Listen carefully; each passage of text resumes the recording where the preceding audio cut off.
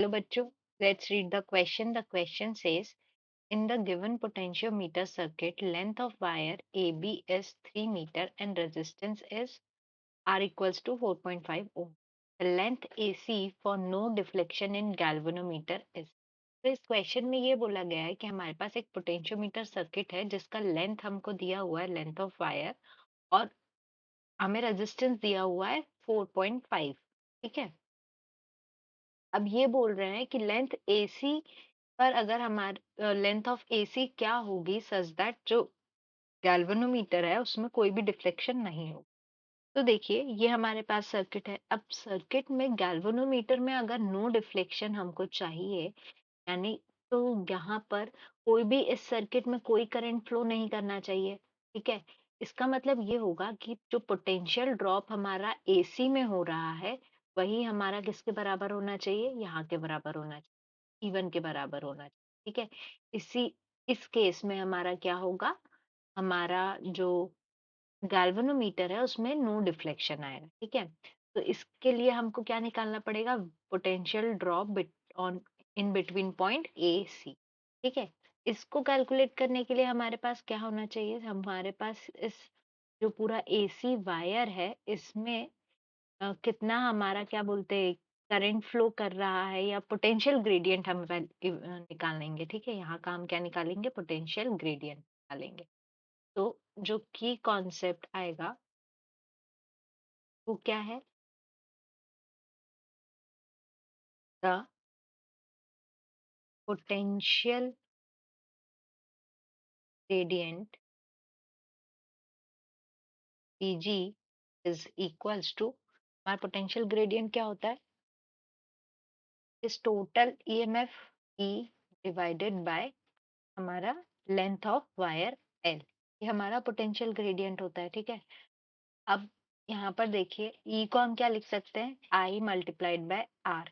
ठीक है, आई क्या है, आई हमारा करंट है, ये आई जो यहाँ से फ्लो कर रहा है। ठीक है, और आर हमारा ये जो एसी का जो पॉइंट सी है, यहाँ पर हमारा रेजिस्टेंस की वैल्यू जो दी हुई है वो, डिवाइडेड बाय एल। ठीक है, अब जो ये करंट आई है ये कितना फ्लो करेगी, तो देखिए सबसे पहले हम आई करंट निकालते हैं। आई इज इक्वल्स टू, ये जो लूप है हमारा लूप वन, इसमें हमारा करंट आई फ्लो कर रहा है, तो लूप वन में अगर हम केवीएल लगाएंगे तो ये क्या हो जाएगा, 5 volt divided by total resistance loop का कितना है हमारा, तो ये है आर प्लस स्मॉल आर। इसकी वैल्यू क्या है, 5 वोल्ट डिवाइडेड बाय 4.5 प्लस 0.5, दिस इज इक्वल्स टू, ये कितना हो जाएगा हमारा 5 डिवाइडेड बाय 5, इसकी वैल्यू क्या आ जाएगी, 1 एम्पियर आ जाएगी। ठीक है, तो ये आ गई काई की वैल्यू, आई की वैल्यू आ गई। आई हमारा क्या है, 1 एम्पियर। अब अगर इसको हम पोटेंशियल ग्रेडियंट के फॉर्मूले में पुट करते हैं तो ये क्या हो जाएगा, 1 मल्टीप्लाइड बाय आर कितना है हमारा 4.5 डिवाइडेड बाय एल कितना था, लेंथ ऑफ वायर हमारे को 3 मीटर गिवन है, तो ये कितना हो गया value, this is equals to, की वैल्यू आ जाएगी 1.5। ये क्या आ गया हमारा पोटेंशियल ग्रेडियंट। अब अगर पोटेंशियल ग्रेडियंट हमारे पास है तो इससे हम क्या लिख सकते हैं, VAC is equals to potential gradient multiplied by length of AC। ठीक है, अगर पोटेंशियल ग्रेडियंट है उसको अगर हम ये L से मल्टीप्लाई कर देंगे यहाँ पर L से, तो ये टोटल क्या निकल जाएगा हमारे पास, VAC आ जाएगा। लेंथ ऑफ वायर, और हम ही को क्या निकालना है, लेंथ ऑफ वायर ही निकालना है।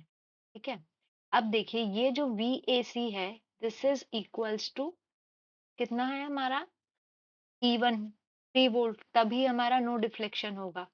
तो यहाँ पे हम लिख सकते हैं for no deflection VAC should be equals to E1 equals to 3 volt. ठीक है, तो यहाँ पर हम क्या पुट कर देंगे, P is equals to 1.5 potential gradient multiplied by length of AC। यहाँ से LAC क्या आ जाएगा हमारा, 3 डिवाइडेड बाय 1.5, ये क्या हो जाएगा, 2 मीटर्स। तो हमारा लेंथ ऑफ वायर क्या आ गया, लेंथ ऑफ वायर और नो डिफ्लेक्शन आ जाएगा 2। ये हो गया हमारा रिक्वायर्ड आंसर। तो करेक्ट ऑप्शन क्या हुआ? करेक्ट ऑप्शन हो जाएगा हमारा option A. Option, I hope you understood the question well. Best of luck.